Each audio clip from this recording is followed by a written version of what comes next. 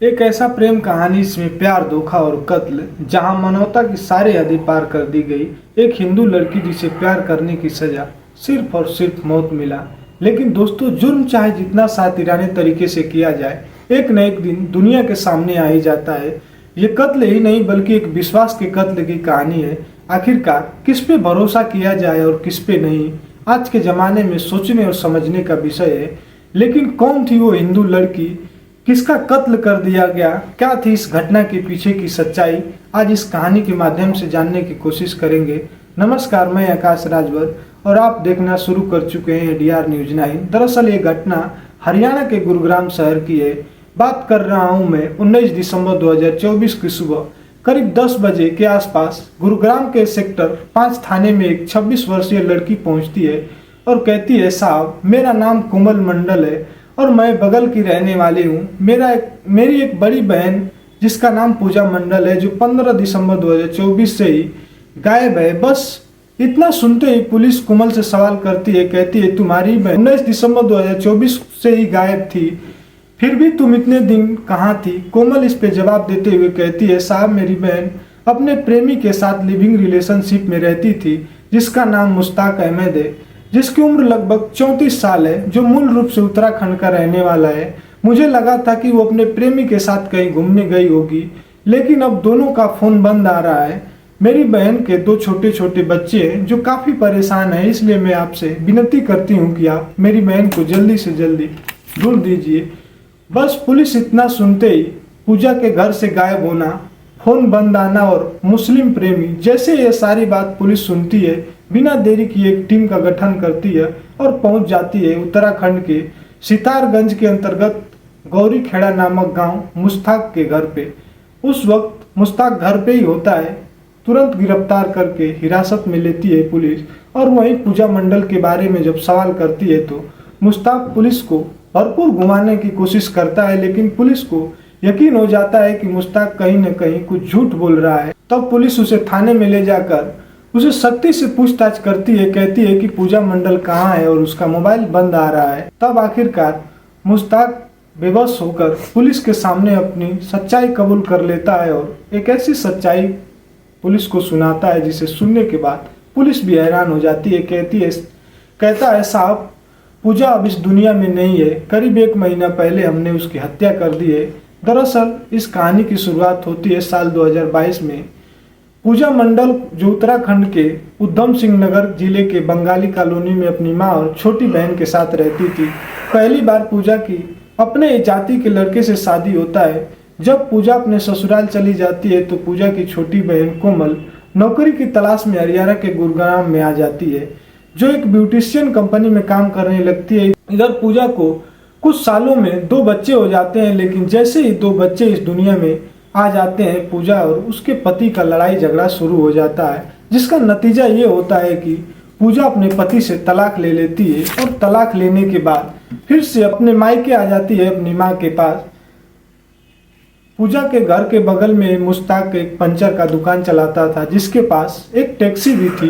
पूजा अपने माँ के पास रहने लगती है।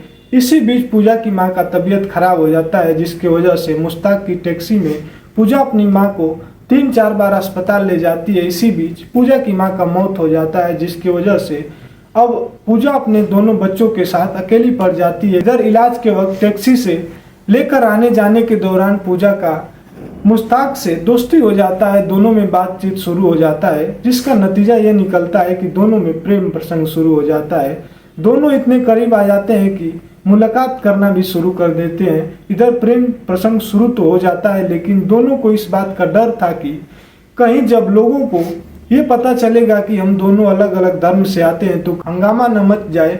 इसलिए फिर पूजा ही मुश्ताक को सुझाव देते हुए कहती है कि मेरी छोटी बहन हरियाणा के गुरुग्राम में रहती है, क्यों ना हम दोनों लोग भी वहां चले जाएं। इतना बात सुनते ही मुश्ताक तैयार हो जाता है और पूजा अपने दोनों बच्चों को लेकर मुश्ताक के साथ गुरुग्राम चली जाती है, जहाँ एक किराए का कमरा लेकर जिस कंपनी में कोमल काम कर रही थी उसी कंपनी में पूजा भी काम करने लगती है।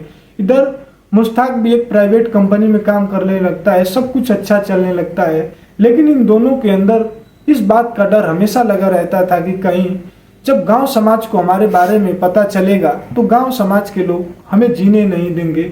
इसलिए करीब 2 साल बाद सितंबर 2024 में दोनों शादी कर लेते हैं। शादी तो कर लेते हैं, लेकिन शादी के कुछ समय बाद दोनों में लड़ाई झगड़ा शुरू हो जाता है, जिसके बाद मुश्ताक परेशान होकर अपने घर वापस आ जाता है। इधर घर आने के बाद मुश्ताक अपने इस समाज की लड़की से शादी कर लेता है और शादी करने के बाद मुश्ताक अब पूजा से धीरे धीरे दूरियां बनाने लगता है। इस बात पर पूजा को शक होने लगता है कि मुश्ताक घर जाने के बाद मुझसे मिलने क्यों नहीं आया और नहीं पहले जैसा रहा, अब कुछ ज्यादा ही बदल गया है। आखिरकार 15 नवंबर 2024 को पूजा अपने दोनों बच्चों को कोमल के हवाले करके मुश्ताक से मिलने के लिए गांव चली जाती है। जैसे ही गांव जाती है तो पता चलता है कि मुश्ताक अपनी जाति की लड़की से दूसरी शादी कर लिया है। इस बात को सुनते ही पूजा के पैरों तले जमीन खिसक जाता है, लेकिन फिर भी पूजा हिम्मत नहीं हारती है। उसके घर पे जाके मुश्ताक और उसके अब्बू अली अहमद छोटा भाई सद्दाम हुसैन से लड़ाई मोल लेती है। कहती है कि मैं मुश्ताक की पहली बीबी हूँ और वो जो तुम्हारे घर में अभी आई है वो दूसरी बीबी है, इसलिए हमारा ही हक पहले है मुश्ताक पे। लेकिन मुश्ताक के परिवार वाले मानने को तैयार नहीं। इस बात को लेकर झगड़े तकरार शुरू हो जाता है। इससे पहले कि बात घर से बाहर जाए, आसपास लोगों में बदनामी हो, मुश्ताक के दिमाग में एक आइडिया क्रिएट होता है। पूजा को अकेले कमरे में ले जाकर कहता है कि तुम्हें घबराने का कोई बात नहीं है, यहाँ कुछ दिन रहने के बाद मैं फिर से तुम्हारे साथ गुरुग्राम चलूंगा। अभी परिवार वालों को समझाने के लिए मुझे थोड़ा समय चाहिए। इस बात को सुनकर पूजा मान जाती है, क्योंकि पूजा के पास अब इसके सिवा कोई रास्ता नहीं था और मुश्ताक के घर पे रहने लगती है। करीब 1 महीने का समय निकल जाता है। इसी बीच मुश्ताक अपने अब्बू और भाई से बात करता है कि पूजा का क्या किया जाए। तब तीनों मिलकर एक ऐसा निष्कर्ष निकालते हैं कि क्यों न पूजा को ही रास्ते से हटा दिया जाए, सारा मसला खत्म हो जाएगा, ना रहेगा बांस और ना बजेगी बांसुरी। और तीनों ने मिलकर एक बड़ा ही खतरनाक प्लानिंग किया।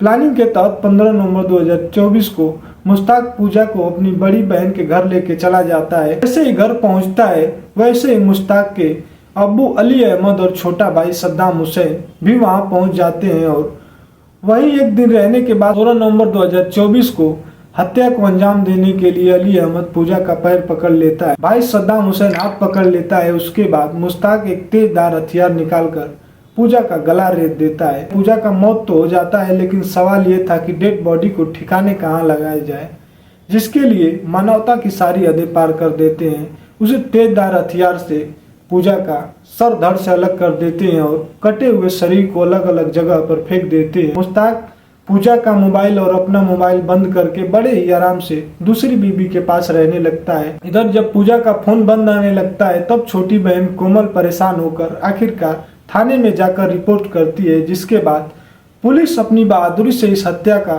खुलासा करते हुए जब मुश्ताक के पास जाती है, पूजा के बारे में पूछताछ करती है, तो इस हत्या का खुलासा होता है।